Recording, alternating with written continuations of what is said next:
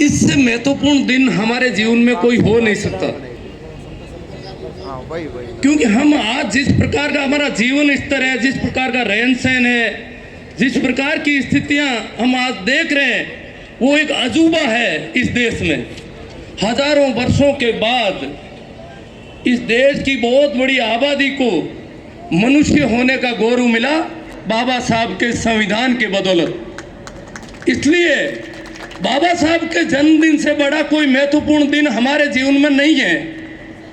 तो आज बाबा साहब का जन्मदिन है और मैं एक बात कहना चाहता हूं कि बाबा साहब अम्बेडकर ने जब अंग्रेज सरकार से मांग की पृथक निर्वाचन की, अलग से निर्वाचन क्षेत्र होने चाहिए अछूतों के लिए, अलग से मतदान प्रणाली होनी चाहिए, वो बात उस दिन पार नहीं पड़ी, क्योंकि गांधी जी उसके खिलाफ खड़े हो गए थे।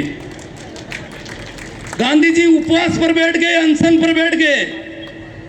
बाबा साहब अम्बेडकर अपने दृढ़ निश्चय में थे, परंतु 21 दिन हो गए, गांधी जी की हालत कमजोर हो रही थी।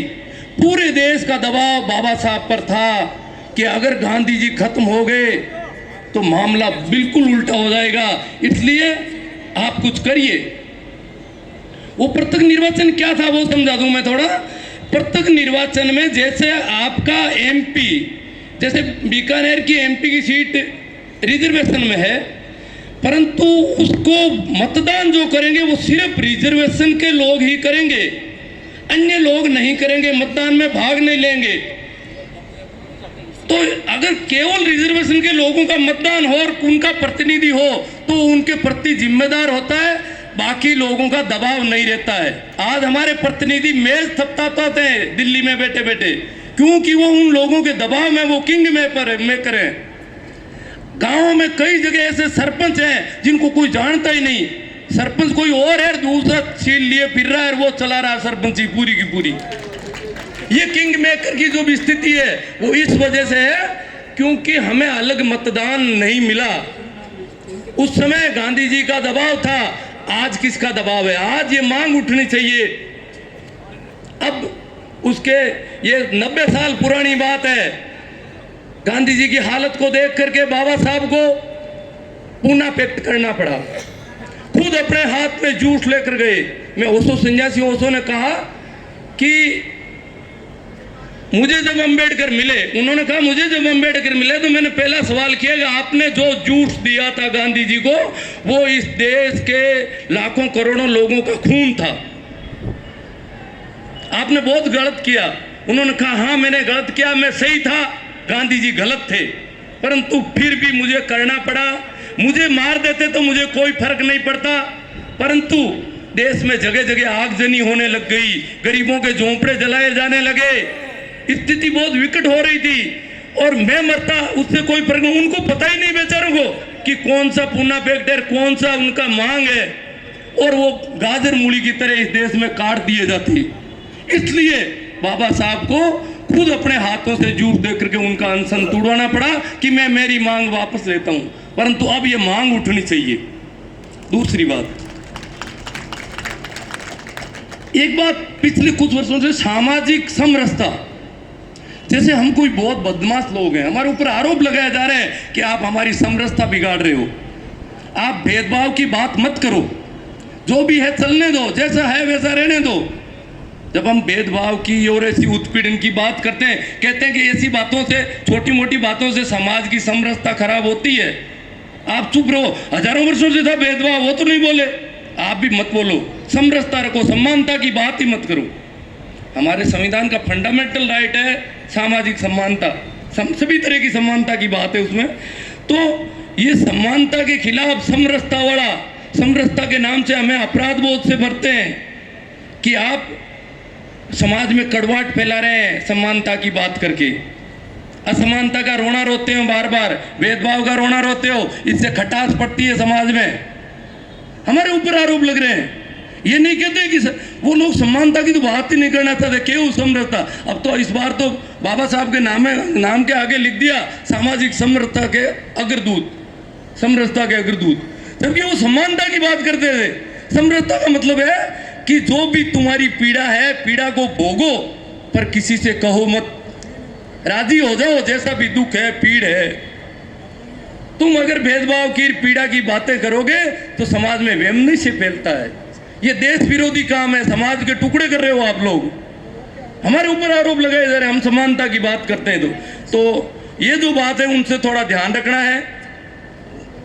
जो भी वो कहते हैं कि ऐसे खटास पैदा होती है, कड़वाहट पैदा होती है, बार बार हमें आरोपित करते हैं, उन्हें सीधा जवाब दीजिए कि भैया आप समानता की बात क्यों नहीं करते हो?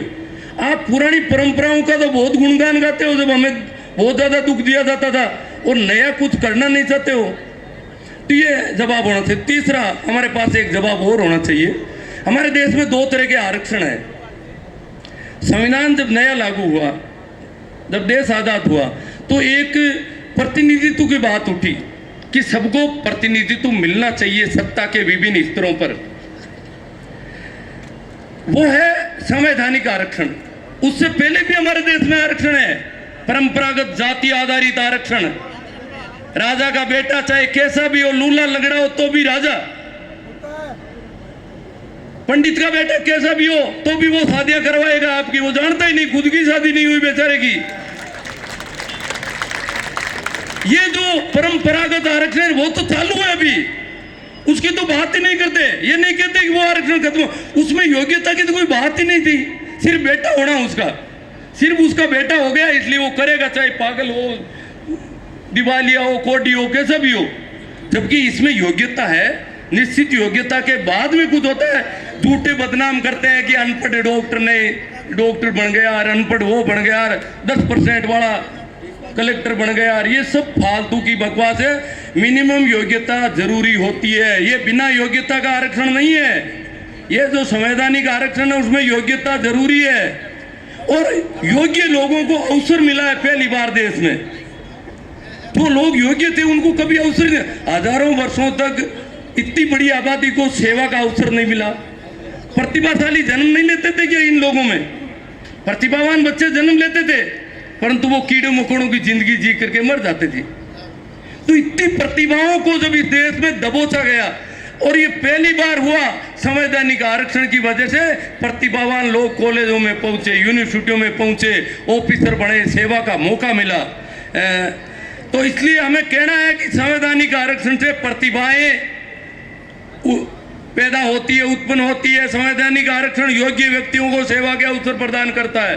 ये बात आपके पास जवाब होना चाहिए। जब वो आरक्षण की बात करे तो उनको कहना, भैया परंपरागत आरक्षण खत्म करो। पहले आरक्षण पहले वो खत्म होगा जो पहले लागू हुआ। ये तो छोटा सा आरक्षण है, इसमें तो योग्यता भी जरूरी ये नहीं है कि सिर्फ अनुसूचित जाति का बेटा है इसलिए उसको कलेक्टर बना दिया, नहीं मिलना जाता। वहां तो ब्राह्मण का बेटा ब्राह्मण बन ही जाता था, चाहे कैसा भी हो। या बनता है क्या अभी? तो संवैधानिक आरक्षण और परंपरागत आरक्षण को ठीक से समझो और जवाब दो, क्योंकि वो आरक्षण को भी देश विरोधी बताते हैं आजकल, अयोग्य लोगों का जमावड़ा बताते हैं। तो इनके लिए अपने पास जवाब होने चाहिए। मैं भारतीय किसान यूनियन का प्रदेश कार्यकारिणी का मेंबर हूँ, तो मैं बहरा हूँ, कानों से सुनता नहीं हूँ। फिर भी पिछले साल भर का आंदोलन था तो बहुत बार जाना पड़ा, शाजापुर बॉर्डर, दिल्ली वगैरह। तो मैंने देखा कि ये लोग हमारे ऊपर आंखें निकाल रहे थे, जो मेहनतकश वर्गों के दुश्मन है। जो मेहनत करता है, खून पसीना एक करता है, उनको तो यहाँ पर हल्का माना जाता है। ये देश बड़ा गजब का है। जो मेहनत नहीं करता, लोगों की कमाई हड़प लेता, वो बड़ा आदमी, महाजन। और जो दूसरों का कमाया हुआ खा रहा है, वो बड़ा। और जो कमाकर पसीना देश का विकास कर रहा है, वो नीचा। जो सफाई करता है वो हल्का, और जो गंदगी बिखेरता है वो ऊंचा। ये कौन सा तरीका हुआ? जो साफ सफाई करता है वो तो पूजनीय होना चाहिए। इससे अच्छा काम फिर स्वच्छ भारत है क्या आखिर?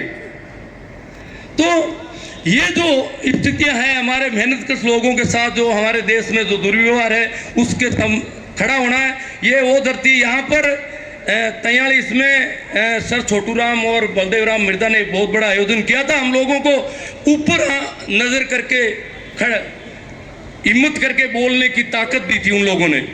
दरबार के, जोधपुर दरबार के बराबर बैठे थे यहाँ पर, और उसके लोगों को लगा कि हम भी इनके बराबरी आदमी हैं, 2 हाथ पैरों वाले। तो ठीक है, मेरे लिए आ गया। थैंक यू, फिर मिलेंगे।